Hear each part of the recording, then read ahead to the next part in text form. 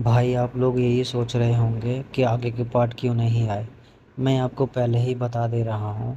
वो इसलिए नहीं आए क्योंकि मैंने वीडियो तो बनाई थी, लेकिन मेरे भतीजे ने आकर खेल खेल में वो 2 वीडियो डिलीट कर दी थी। मैं इसलिए उनके पार्ट नहीं बना पाया और फिर मेरा मन भी नहीं हुआ बनाने का। इसीलिए मैंने आगे के पार्ट बना दिए। अगली मैं एक आध दिन में आपको वो पार्ट भी दे दूंगा, लेकिन वो ज़्यादा अच्छे नहीं हैं, बोरिंग ही हैं। आप उनको देखते तो आपको बोरिंग ही फील होता है, इसलिए मैंने बनाए नहीं फिर उसके बाद। तो आप आगे की वीडियो का मज़ा लीजिए। मेरे चैप्टर ऐसे ही आते रहेंगे। अब की बार मैं आपको 1 घंटे की वीडियो दूंगा बनाकर। हम लोग रोहित को देखते हैं जिसके हाथ में एक छोटी सी आग की लपट जल रही होती है और रोहित इसको देखकर कह रहा होता है, अबे मैं इससे क्या सिगरेट जलाऊंगा। नंगा कहता है, अबे तेरे पास सिर्फ इतनी ही पावर है। नंगा फिर अपनी पावर दिखा रहा होता है। रोहित अपनी फायर पावर को ऊपर की तरफ उठाता है और कहता है, अब मैं इसे मल्टीप्लाई करने वाला हूँ। रोहित फिर एक चुटकी बजाता है और अपनी फायर पावर को कई सारी फायर पावर में बदल देता है। हम देखते हैं उन सारी फायर बॉल्स में से एक फायर बॉल इस नंगे को लग गई होती है और ये देखकर कह रहा होता है, अबे बस यही है। नंगा कहता है, भाई अब ये खेल खेलना बंद कर, मैं अब खेलना नहीं चाहता। रोहित ने अपनी आंख बंद कर ली होती है और कहता है, चलो अब यही मेरा अंत है। मैं साला कितना बड़ा पागल हूँ। मैंने अपने दूसरे रुख के कारण मैंने पता नहीं अपने कितने लोगों को मार डाला। रोहित रो रहा होता है और कहता है, मुझे ये सोचकर बहुत बुरा लग रहा है कि एक ठरकी आदमी द्वारा मेरा अंत किया जा रहा है। देखते हैं नंगे के कमर पर एक निशान हो गया होता है, वो भी जलने का। और नंगा कहता है, क्या मेरी हीलिंग पावर काम नहीं कर रही है? मैं तो अमर हूँ ना। रोहित थोड़ा सा हैरान होता है और कहता है, अबे ये साला क्या ड्रामा कर रहा है? क्या तुम मुझे मेरी पावर का ठीक से उदाहरण दे भी सकते हो? नंगा एकदम से ही अपनी पावर का यूज करता है और रोहित को उसके घुटनों के बल जमीन पर बैठा देता है, वो भी बहुत जोर की। फिर हम इस कीड़े को देखते हैं जिसको कोई चीज सेंस होती है। ये कीड़ा अपनी शक्ल घुमाकर पीछे की तरफ देखता है और मन में कहता है, ये कैसी भावना है। हम लोग डेविल रोहित को देखते हैं जो पूरी फुल तेजी से ऊपर से नीचे की तरफ आ रहा होता है। ये इन ब्लैक ट्राइब वालों का इवल गॉड साला यहाँ क्या कर रहा है? फिर ये पीछे की तरफ हट रहा होता है और चिल्लाते हुए कहता है, ओ साले इवल गॉड, आजा, मैं तेरा ही इंतजार कर रहा था। तेरी शक्ति अब जल्दी ही खत्म हो जाएगी। सीन फिर सीधा नंगे की तरफ शिफ्ट होता है और नंगा अपनी पावर का यूज कर रहा होता है। हम देखते हैं रोहित ने अपनी आयरन बॉडी को इस्तेमाल कर लिया होता है और उसके सामने एक शील्ड आ जाती है। रोहित फिर से अपनी मिडिल फिंगर दिखा रहा होता है। रोहित चिल्लाते हुए कहता है, भाड़ में जा बहन के घोड़े। रोहित नंगे पर अपनी फायर उंगली से अटैक कर रहा होता है और नंगा बार बार बच रहा होता है। नंगा हंस रहा होता है और कहता है, तू सच में यार कितना मस्त आदमी है, लेकिन मैंने तेरे को कितनी बेकार बली समझा। फिर रोहित कहता है, अबे नंगे बकवास बंद कर, अब मैं तेरा काम तमाम कर दूंगा। नंगा कहता है, मैं अपने पास से 999 लेवल समर्पित कर रहा हूँ। नंगा रोहित की तरफ इशारा करता है और कहता है, तू मेरी सबसे पावरफुल भेंट है, क्योंकि सारे हंटरों में से एक तू ही है जिसको मैं सबसे अच्छी भेंट समझ रहा हूँ। रोहित मन में कहता है, क्या इसीलिए उसने शॉर्ट डीमन का अपहरण किया था और उससे मुझे निशाना बनवाया था? फिर नंगा ऊपर की तरफ हाथ करता है और कहता है, मैं तेरा शुक्रिया अदा करना चाहता हूँ क्योंकि तू मेरी एक अंतिम भेंट बन रहा है। हम देखते हैं ऊपर की तरफ एक क्रैक पड़ रहा होता है और ऊपर छत में एक गड्ढा सा बन गया होता है। उस गड्ढे में से एकदम से एक आंख बाहर निकल कर आ जाती है। रोहित जैसे ही उस आंख को देखता है वैसे ही मन में कहता है, मुझे उसे कुछ भी करके रोकना होगा। वो मेरी सीधी उंगली अपना कमाल दिखा। सिस्टम आता है। सिस्टम कहता है, तुम अपनी इस सीधी उंगली का इस्तेमाल इस विनाश के देवता पर नहीं कर सकते। हम देखते हैं उस आंख ने इस नंगे के ऊपर हमला किया होता है और नंगे के मुंह से खून आ रहा होता है। नंगा कहता है, ये तो वादा वो है ही नहीं जो आपने मुझसे किया था। फिर ये इवल गॉड कुछ भी नहीं कहता है और दोनों की तरफ हमला कर देता है। हम लोग एक बहुत सुंदर जगह देखते हैं। रोहित कहता है, नहीं, क्या ये भ्रम था? मैं एक शक्तिशाली और अच्छा ईश्वर था जिसका सभी लोग आदर करते थे। हालांकि अभी यह बहुत ज्यादा है। महान ईश्वर जो पहाड़ों को निगल जाता है। सब कुछ काटने वाले हजार ब्लेड का असली नाम क्या है? विनाश का देवता। अतः ग्रत द्वारा धोखा दिया गया, उस महिला को खो दिया जिसने उस महान ईश्वर से प्यार किया था और उसके साथ दुनिया भी इससे पहले कि अपनी जान गंवा दे। वह एक ऐसा ईश्वर था जो सिर्फ शांति चाहता था, पर अब कभी भी बदला लेने की अभिव्यक्ति नहीं बदल पाया। हम लोग एक बहुत बड़ी सी तलवार को देखते हैं। रोहित इसके सामने खड़ा होता है और मन में कहता है, ये तलवार बहुत बड़ी है। मैं तुम्हें वादा करता हूँ, अगर तुम मेरे साथ हो जाते हो तो मैं तुम्हारा बदला लेने में तुम्हारी मदद करूंगा। रोहित इस तलवार को खड़े खड़े घूर रहा होता है। हम उसी आँख को देखते हैं जो अभी भी हमला कर रही होती है। हम लोग सॉर्ड डीमन को देखते हैं जो उस आइस डीमन को देखकर कांप रहा होता है और कहता है, ये क्या बकवास है और ये साला कितना बड़ी आँख है। मुझे सॉर्ड गॉड की रक्षा करनी होगी, लेकिन मैं अपनी एक उंगली भी नहीं हिला सकता। ये पहली बार है जब मुझे इतना डर लग रहा है और खौफ महसूस हो रहा है। रोहित पीछे की तरफ देखता है और सॉर्ड डीमन का नाम लेता है। रोहित पूरे जोश में आ जाता है और कहता है, तुम अपने होश में आओ और ध्यान से आंखें लगाकर देखो कि मैं कैसे उस इवल गॉड को ख़त्म करता हूँ जिसकी सेवा यह घटिया आदमी कर रहा है। वहीं हम उस नंगे को देखते हैं जिसको किसी सांपों ने लपेट रखा होता है, वही पूरी तरह से, और ये बस चिल्ला रहा होता है। नंगा चिल्ला कर कहता है, जो साले तेरी सेवा करते हैं तो उन्हें ही खा रहा है। अबे हरामखोर, मुझको छोड़ दे। रोहित और सॉर्ड डीमन जैसे ही उस नंगे को देखते हैं अपना मुंह बना लेते हैं और साइड हो रहे होते हैं। फिर हम उस नंगे को देखते हैं जिसको आइस डीमन ने पूरा का पूरा चूस लिया होता है। रोहित उस आइस डीमन की तरफ हाथ करता है और उसे बुला रहा होता है। हम लोग रोहित के हाथ में एक गोल्डन कलर की तलवार देखते हैं जो एकदम से ही रोहित के हाथ में आ गई होती है और सॉर्ड डीमन इस तलवार को देखकर हैरान हो रहा होता है। हम सॉर्ड डीमन की आंखों में देखते हैं जो तलवार को देखकर अलग ही चमक आ रही होती है और इस नंगे को देखते हैं जो उस तलवार को देखकर हैरान हो रहा होता है। रोहित तलवार को टाइट करके पकड़ता है और कहता है, मुझे तुम्हारी तलवार पर महारत चाहिए, वह अधिकार जो मुझे विनाशकारी ब्लेड द्वारा उपहार के रूप में दिया गया है। हम लोग देखते हैं रोहित की तलवार एकदम से ही बहुत बड़ी हो गई होती है। हम इस आइस डीमन को देखते हैं जो इतनी बड़ी तलवार देखकर बेचारा हैरान हो गया होता है। फिर वह आइस डीमन रोहित की तरफ अपनी जड़ें भेजता है और रोहित उसकी तरफ जंप कर जाता है अपनी उतनी बड़ी तलवार से। रोहित फिर बस एक हमला करता है और कहता है, तुम सारी दुनिया भाड़ में जाओ। हम लोग कुछ घंटे बाद का सीन देखते हैं जहाँ पर बिल्डिंगें टूटी फूटी पड़ी हुई होती हैं। यहाँ पर कुछ मिलिट्री वालों को भी देखते हैं। कोई कह रहा होता है, तुम ढंग से जाकर देखो, कुछ ना कुछ मिलेगा। हम इस काली टी शर्ट वाले हंटर को देखते हैं जो कहता है, पक्का ये SSS रैंक वाले हंटर का काम है। ये नीले कपड़े वाला आदमी कहता है, पक्का एक S क्लास का राक्षस बाहर आया होगा क्योंकि इतनी बड़ी दरार से वो ही निकल सकता है। हम एक आदमी को देखते हैं जो कोट पहने हुए होता है और कहता है, आखिर यहाँ हुआ क्या? फिर ये चश्मे वाला आदमी कहता है, हमें उस परियोजना को तुरंत ही शुरू करना होगा। मिलिट्री मैन कहता है, कमांडर, हमें यहाँ पर एक जिंदा इंसान मिला है। फिर ये कोट वाला आदमी उसी नंगे के पास जाता है और कहता है, कोई एक ऐसा आदमी जो इस तरह की आपदा से बचने में भी कामयाब हो गया। ये कोट वाला आदमी पूछता है, ओए बुड्ढे, मेरे को सच बता कि आखिर यहाँ हुआ क्या था। फिर ये थोड़ा सा परेशान होता है और कहता है, अबे इसकी हालत कुछ ज़्यादा ही ख़राब नहीं लग रही। ये दोबारा कहता है, इस बुड्ढे को कोई जल्दी से जल्दी एम्बुलेंस में डालो। हम दूसरी जगह देखते हैं मैरी एक सांप को मारकर उसके सर के ऊपर ही खड़ी होती है, जैसी हमने तुमसे उम्मीद की थी। मीरा के पीछे से कोई कहता है, उसने केवल उस सांप के मन पर ही काबू किया था और उसे इतनी जल्दी आसानी से मार भी डाला। ये संभव कैसे हो सकता है? लाल बालों वाला आदमी मीरा से पूछता है, क्या तुम एक सच में S क्लास की हंटर हो? ये माना जाता है कि ड्रैगन में बाकी क्षमताओं से ज़्यादा उच्च प्रतिरोध क्षमता होती है, लेकिन फिर भी तूने इसे इतनी आसानी से मार डाला। मीरा इस लाल बाल वाले लड़के पर चिल्लाती है और कहती है, अपना खुद का ध्यान रख, मेरे बारे में मत सोच और मुझे टेलीपोर्टेशन पत्थर दे। ये लाल बालों वाला लड़का कहता है, तुम अब जा कहाँ रही हो? तू अपने काम से काम रख, मेरे मामले में टांग मत अड़ा, जल्दी से पत्थर फेंक। ये लड़का मीरा की तरफ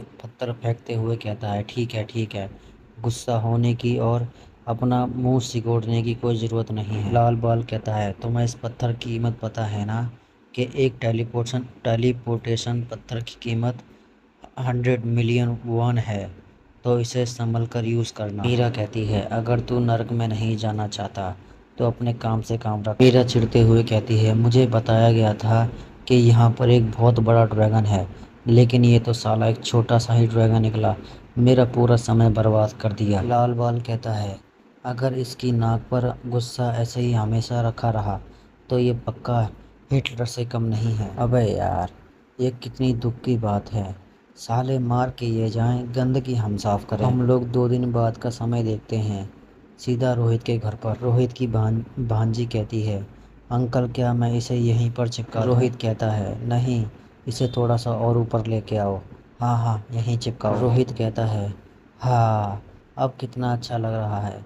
रोहित की भांजी कहती है, अंकल आप तो एक बूढ़े आदमी जैसे लग रहे हो। रोहित पीछे की तरफ देखता है और कहता है, अरे मेरी भांजी, तेरे चाचा की तो अभी शादी भी नहीं हुई है और तू मुझे बूढ़ा बता रही है। छोटी कहती है, लेकिन अंकल। छोटी रोहित के पास आती है और रोहित के कान में कहती है, लेकिन पहले ही मुझे ये बताओ कि वो डरावना सा दिखने वाला आदमी है कौन। वहाँ पर शॉर्ट डीमन को देखते हैं जो पूरे फुल सीरियस मोड में बैठा होता है और अपना डार्क एनर्जी रिलीज कर रहा होता है। रोहित कहता है, अरे ये तो शॉर्ट डीमन है। शॉर्ट डीमन एकदम से ही जमीन पर अपना सर मारता है और कहता है, ओ मेरे भगवान, तुम मुझे शॉर्ट गॉड क्यों बुला रहे हो? रोहित शॉर्ट डीमन से कहता है, ये बता तू अपने घर क्यों नहीं जा रहा?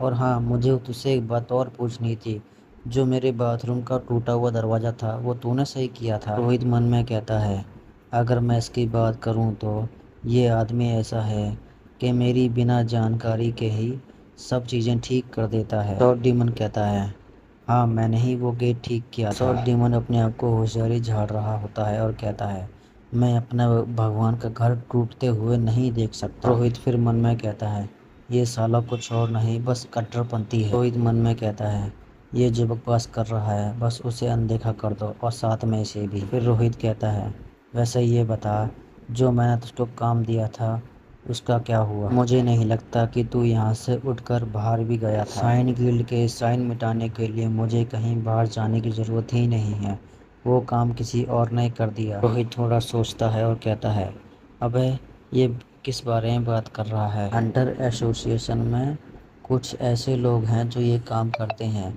और उनकी कैप्टन मीरा को बनाया गया है और इसीलिए मुझे चिंता नहीं है। मैं आपसे ये पूर्ण रूप से कह सकता हूँ कि कोरिया का काला बाजार पूरी तरह से नष्ट हो चुका है। रोहित कहता है, क्या तू उसी मीरा की बात कर रहा है जो टीवी एडवर्टाइजमेंट में दिखाई देती है? हाँ, मैं उसी की बात कर रहा हूँ और वो सचमुच में कितनी सुंदर है। रोहित खुश हो रहा होता है और मन में कहता है, मीरा का नाम जैसे ही जुबान पर आता है तो कितना अच्छा लगता है। मैं ज़रा दोनों के बारे में सोचता हूँ तो ऐसा लगता है कि दोनों बहनें हैं। अरे नहीं यार, वो दोनों कितने अलग अलग हैं, मैं कितना सोच रहा हूँ। रोहित फिर एकदम से ही अपने बेड से उठता है और अपने कपड़े पहन रहा होता है और मन में कहता है, इससे मुझे याद आया, मुझे बुजली को भी देखने जाना है, क्या वो ठीक है? छोटी सी कहता है, छोटी चलो अब हम तुम्हारी माँ के पास चलते हैं। छोटी भी खुश हो जाती है और कहती है, ठीक है चाचा। रोहित दरवाजे के पास पहुँच जाता है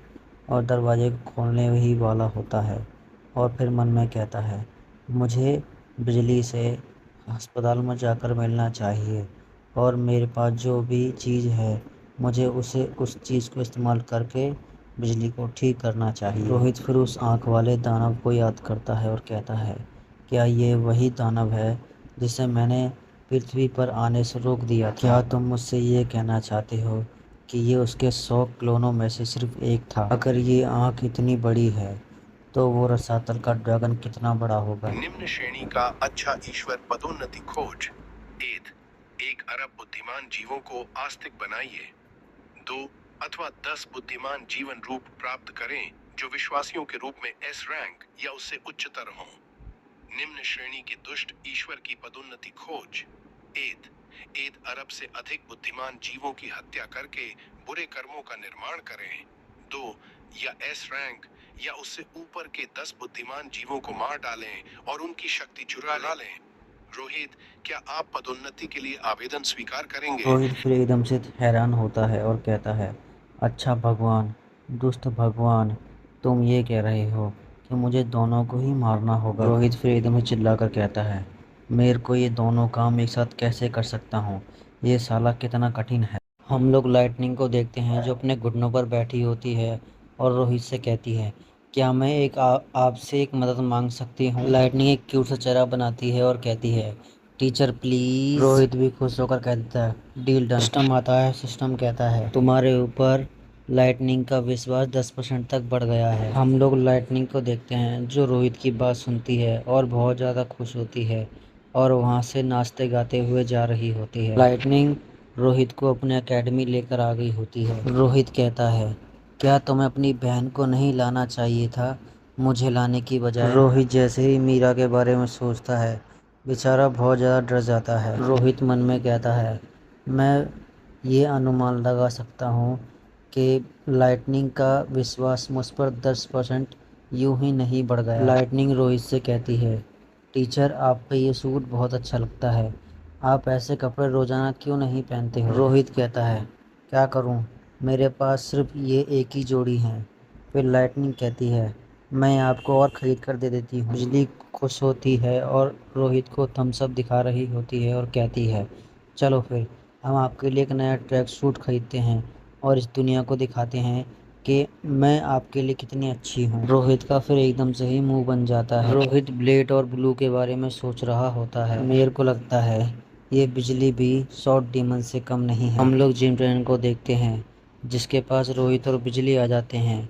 फिर जिम ट्रेनर कहता है, मुझे माफ़ करे लेकिन मुझे पहले ये बताओ कि तुम बिजली के कोई संबंधित लगते हो? बिजली ही बीच में टांग अड़ा देती है और कहती है, ये मेरे बड़े चचेरे भाई हैं। जिम ट्रेनर कहता है, तुम कह रही हो कि ये तुम्हारा चचेरा भाई है लेकिन तुम दोनों एक जैसे तो लगते नहीं हो। बिजली गुस्से के मारे अपने गाल फुला लेती है और कहती है, जिम ट्रेनर आपको दिखाई नहीं देता ये मेरे बड़े भाई मेरे जैसे दिखते हैं? रोहित अपने मन में कहता है, ए पागल लड़की, तू कितना झूठ बोलेगी? फिर जिम ट्रेनर कहता है, मैं आपसे अपनी बदतमीजी के लिए माफ़ी मांगता हूँ। मैं उम्मीद कर रहा था कि आपकी बड़ी बहन आएगी। सीन सीधा प्रिंसिपल ऑफिस की रूम की तरफ शिफ्ट हो जाता है। भाई मैं अभी से प्रिंसिपल ही बुलाने वाला हूँ। प्रिंसिपल धीमी आवाज में कहता है, पता नहीं कितने साल बीत गए हैं। हम लोग जवान प्रिंसिपल को देखते हैं जो एक मॉन्स्टर के सामने आ जाता है और उसको एक घूंसा दे के मारता है और वो मॉन्स्टर एक घूंसे में ही मर जाता है। प्रिंसिपल इन कमांडो को खड़ा हुआ देख रहा होता है। प्रिंसिपल कहता है, मैंने शांत जीवन जीने की बहुत कोशिश की लेकिन मुझे एक बदमाश की वजह से इस दुनिया के सामने आना ही पड़ा। प्रिंसिपल खिड़की के नीचे देखता है और कहता है, लेकिन अब मैं बहुत बड़ा हो गया हूँ। मैंने अपना जीवन इस एकेडमी को समर्पित कर दिया है और मैं यहाँ पर प्रतिभाओं को निखारता हूँ। हालांकि हमारी एकेडमी की सबसे महान प्रतिभा मीरा के साथ कुछ गड़बड़ है। हालांकि वो इतनी तेजी से ऊंचाई पर बढ़ रही है कि एसोसिएशन के कुछ लोग ही उसकी असली असली पहचान के बारे में जानते हैं। प्रिंसिपल हंसता है और कहता है, आज की मीटिंग के दौरान मुझे उसे एक सख्त चेतावनी देनी होगी। उसे बताना है कि उसे अपने काम पर ध्यान देने की ज़्यादा ज़रूरत है। फिर सीन जिम ट्रेनर के पास शिफ्ट हो जाता है और जिम ट्रेनर कहता है, अच्छा तो आप एक लेखक हैं। फिर ये तीनों लोग प्रिंसिपल ऑफिस के पास पहुंच जाते हैं। जिम टीचर प्रिंसिपल का गेट खटखटाता है। रोहित अपना टाई सही कर रहा होता है और उधर बिजली अपने आप को हिम्मत दे रही होती है। रोहित प्रिंसिपल के ऑफिस में आ जाता है और रोहित प्रिंसिपल से कहता है, हेलो प्रिंसिपल जी, मैं बिजली का चचेरा बड़ा भाई हूँ। मैं उसके पेरेंट्स के तौर पर आया हूँ। रोहित बिजली के बारे में माफ़ी मांग रहा होता है और झुककर फिर अपनी मुंडी उठाता है और प्रिंसिपल को देखता है। फिर प्रिंसिपल और रोहित हैरान हो जाते हैं और एक दूसरे से कहते हैं, तू रोहित जैसे ही प्रिंसिपल को देखता है उसे पुरानी यादें आ जाती हैं और कहता है, अबे ये साला बुड्ढा, ये तो वही है भिखारी जो सारा दिन दारू पी रहा था, लेकिन आज इस अकेडमी का ये प्रिंसिपल कैसे बन गया? रोहित फिर थोड़ा हैरान होता है और कहता है, ये पक्का लाल सिंह होगा जो साला एक हैश क्लास हंटर के नाम से भी जाना जाता है। प्रिंसिपल फिर पुरानी बातें याद करता है और मन में कहता है, अब मुझसे ये मत कहना कि ये वही लड़का है जो उस दिन मुझको मिला था। प्रिंसिपल हंसता है और कहता है, ऐसा हो ही नहीं सकता, मुझे बस ऐसा महसूस हो रहा है। रोहित फिर एकदम से बोल पड़ता है, तुम वही भिखारी हो ना जिस जो उस दिन बोतल पी पी के फेंक रहे थे। तुमसे मिलकर अच्छा लगा। और हम प्रिंसिपल को देखते हैं जिसकी फटकर चार हो गई होती है और चिल्ला रहा होता है। प्रिंसिपल कहता है मुझसे दूर रह, मुझसे दूर रह, तू साले मेरे करीब मत आ। रोहित कहता है मैं तुम्हें देखकर बहुत ज़्यादा खुश हूँ। टीचर कहता है अबे ये बुढ़ा पागल हो गया है क्या? प्रिंसिपल ऐसी हरकतें क्यों कर रहा है? खैर अभी के लिए मैं इसे शांत करता हूँ। जिम टीचर मन में कहता है क्योंकि हमारे प्रिंसिपल के एक ही पंच से साधारण लोग ऐसे ही मर जाते हैं। हम लोग प्रिंसिपल को देखते हैं जिसकी फटने के चार होने के बाद बेचारा धीरे धीरे पीछे हट रहा होता है। रोहित कहता है अबे रुक भी जा, अब तू ये क्या ड्रामा कर रहा है? बिजली फिर एकदम से ही बीच में आ जाती है और दोनों को रोक लेती है और कहती है तुम दोनों रुक जाओ। प्रिंसिपल आपको हो क्या गया है? प्रिंसिपल चिल्लाकर कहता है ए पागल लड़की, अगर तू कुछ नहीं जानती तो तू चुप रहे। प्रिंसिपल को देखते हैं जिसके डर के मारे पसीने छूट रहे होते हैं और प्रिंसिपल कहता है क्योंकि तुम लोग नहीं जानते ये आदमी क्या है, कब कौन सा राक्षस इसके पेट में से बाहर आ जाए। टीचर कहता है मुझे नहीं पता कि ये किस बारे में बात कर रहे हैं, लेकिन मैंने पहली बार प्रिंसिपल को इतना डरते हुए देखा है। प्रिंसिपल बिजली के चचेरे भाई से इतना डर क्यों रहे हैं? रोहित अपना हाथ आगे लेता है वो भी हाय करने के लिए और प्रिंसिपल चिल्ला एकदम चीख पड़ता है और फिर एकदम से ही वहाँ से पीछे की तरफ भागने लग जाता है। प्रिंसिपल खिड़की से ही छलांग मारता है और पब्लिक इसे देख रही होती है। फिर प्रिंसिपल सीधा रोड पर आकर लैंड करता है। प्रिंसिपल भी इतनी तेज भागता है जैसे कि इसके पीछे कुत्ते पड़ गए हों। रोहित अपना सर खुजा रहा होता है और कहता है अबे इस बुड्ढे को क्या हो गया, ये साला मुझे देखकर भाग क्यों गया?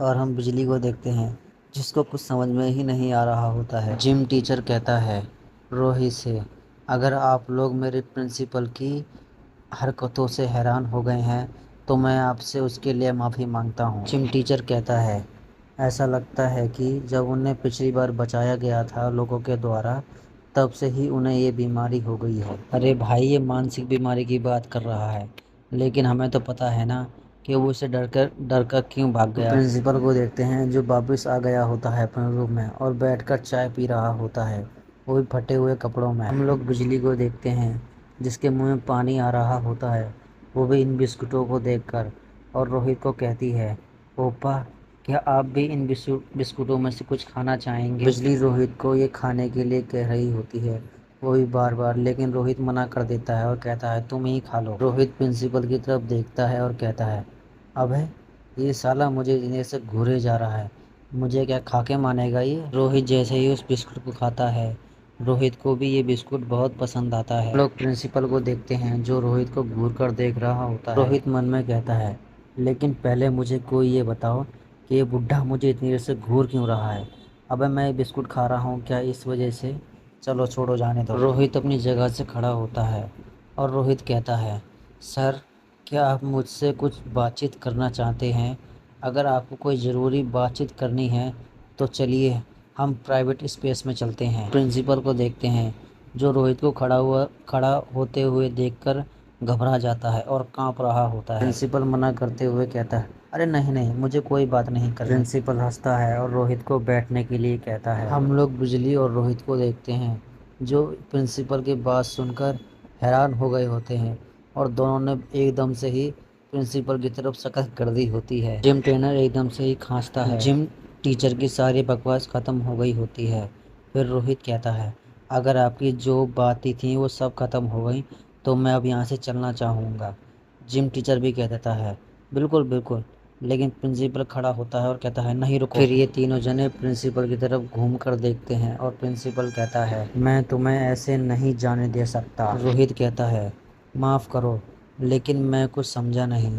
प्रिंसिपल कहता है तू जानता है कि मैंने तेरे को ढूंढने में कितना वक्त लगाया है? प्रिंसिपल फिर उस पर एकदम से ही चिल्ला देता है। प्रिंसिपल अपनी खूबसूरती दिखाते हुए कहता है तुम जानते हो हमारी हंटर अकेडमी में कितने उच्च लेवल के उपकरण हैं? प्रिंसिपल कहता है चलो कुछ परीक्षण करते हैं। फिर प्रिंसिपल चिल्लाकर कहता है बस एक बार ये मेरे लिए कर दो। लेकिन रोहित का एकदम से ही मुंह बन जाता है। प्रिंसिपल घबरा रहा होता है रोहित का ऐसा मुंह देखकर। प्रिंसिपल कहता है मैं आपसे विनती करता हूँ अगर आप परीक्षा देंगे तो मैं आपके लिए कुछ भी करने को तैयार हो जाऊंगा। रोहित कहता है बिजली जितने भी दिन एब्सेंट रही है आपको वो चीज़ आपको माफ़ करनी होगी, और तो और बिजली को परीक्षा में भी बैठने देना होगा। प्रिंसिपल कहता है डील डन। जिम टीचर आता है और प्रिंसिपल को समझा रहा होता है, लेकिन प्रिंसिपल जिम टीचर को ही चुप करा देता है और कहता है चुप कर।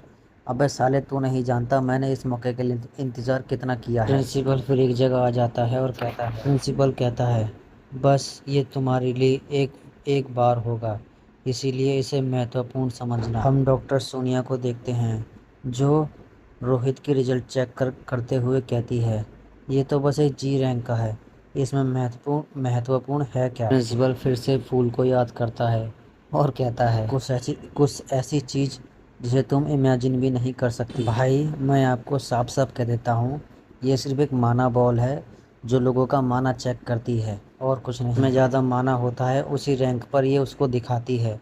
जैसे अगर ई रैंक जी रैंक का है तो वो मिडिल क्लास आदमी है, जी से ऊपर है तो समझ लो वो हंटर। आगे डिस्क्रिप्शन इसकी पूरी लिखी है, आप पढ़ लो आराम से। डॉक्टर सोनिया कहती है तुम अपना हाथ उस गोले पर रखो। रोहित जैसे ही उस बॉल पर अपना हाथ रखता है, पहले तो वो बॉल एकदम से चमकती है, फिर किसी फुस्सी बम की तरह पुश हो जाती है। डॉक्टर सोनिया रोहित को उस गोले से अपना हाथ हटाने को कहती है। रोहित खुश हो रहा होता है और मन में कहता है प्रभावशाली, इसका क्या मतलब है, वो क्या मेरी महानता को जानती है। रोहित खुश होते हुए डॉक्टर सोनिया से अपनी रैंक पूछता है।